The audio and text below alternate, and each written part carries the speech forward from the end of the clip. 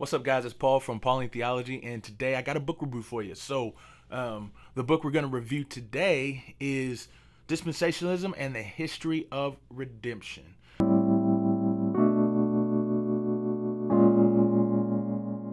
Now, this is co-edited by Jeffrey Bingham and Glenn Kreider.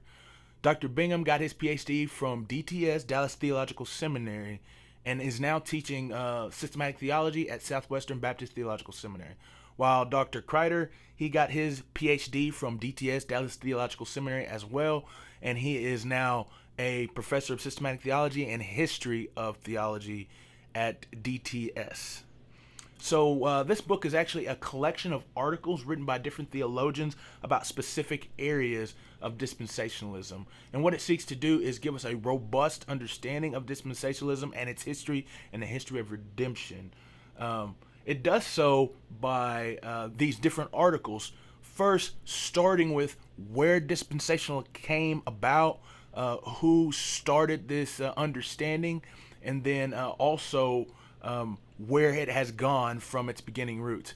It also talks about why dispensationalism is what it is and how it's different from other systems of theology. One important thing that they talk about is just the perspicuity or ability to understand and read scripture as a person on its own to get the redemptive knowledge that you can find in scripture. So it's saying like basically anybody can read scripture and it speak to them truthfully. And so having that base and that background and seeing that the Bible is inspired by God, they feel dispensationalists that the Old Testament and New Testament should be taken in the same way in a literal sense. So whatever the author intended and whatever the original reader would read.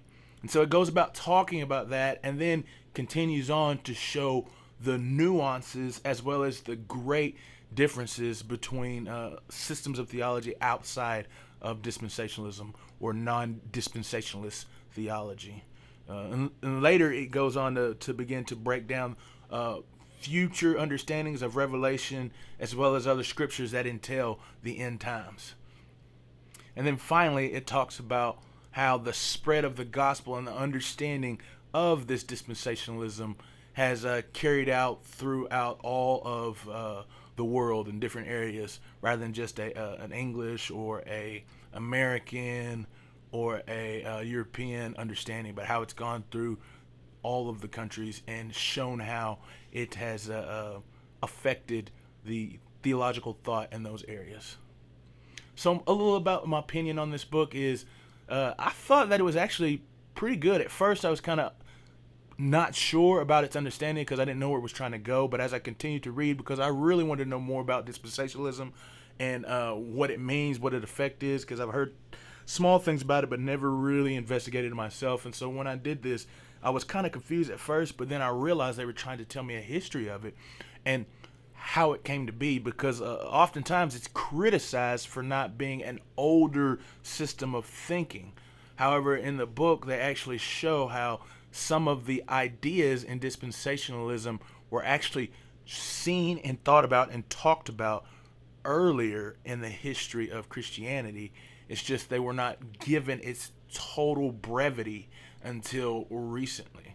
And that was pretty interesting. Also, I enjoyed how they broke down particular aspects of what dispensationalism is and how it's carried out, because the biggest, or one of the biggest, I'm not going to say the biggest, but one of the biggest things that dispensationalists have that's contrary to other systems or non-dispensationalist systems is the separation of Israel and the church, and how that not only deals in time frame in the past, but also what it will mean for the future of a millennial reign that's talked about in Revelation.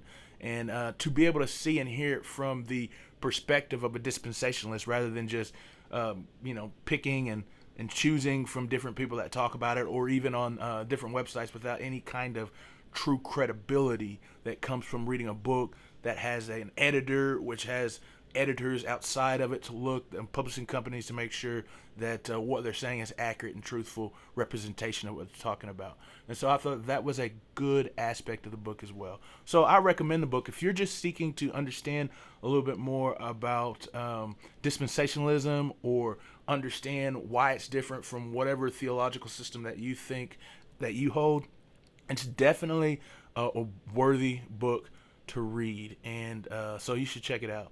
I appreciate you guys for watching another book review on dispensationalism, and I plan on coming out with another one here pretty soon, as I've been picking up more books and I started studying again at school. Thanks so much for watching again, and this has been another book review from Paul, and this is Pauline Theology.